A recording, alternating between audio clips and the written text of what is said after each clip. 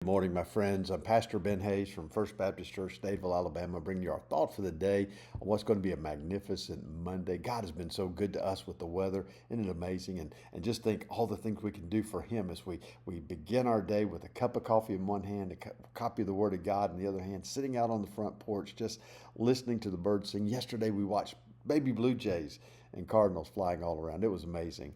But I want you to see right now that we are in 1 Corinthians chapter 16. We're at the home stretch to this letter. Paul's making his final comments to the church at Corinth, reminding them of some things. And as we talked about Friday, telling them they need to take an offering so that he can go with them to the Jerusalem to minister to the saints that are there. I mean, that's the home church. And so let's help them out in the midst of their persecution.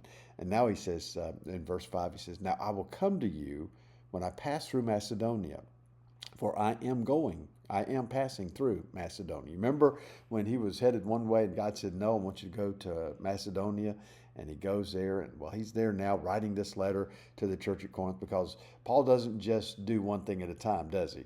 I mean, he's ministering in Macedonia, witnessing, sharing the gospel, preaching, and he's also thinking about the church at Corinth because he's gotten word that some things are going on there, and he's trying to help them. And apparently he does make it back. We see that a little bit in his second letter to the church at Corinth. He does make it back there to visit with them. But listen to what he says.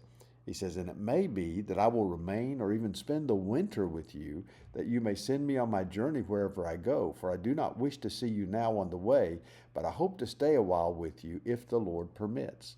So understand, he's close, but he says, "I don't want to just pass through." He says, "I've got a mission here in Macedonia. I've got to finish the job here. And afterwards, I want to come and stay with you a little while." Now look, Paul spent more time in Corinth than any other place, 18 months in the church, in the city of Corinth, ministering to the people. Now he says, "I want to come back and I want to stay maybe for a few more months, spend the winter with you there."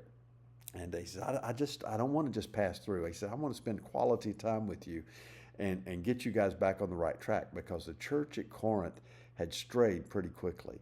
Now look, let's not be too harsh on them, okay? Because we're just as likely to do the same thing, especially when we have all of the stresses of the culture like they did in Corinth. I mean, we're talking about a center of pagan worship. We're talking about a focus on the Greek gods, and you talk about a difficult thing to break that cycle, and to minister to people even after they become Christians. The pull is very strong. You get that.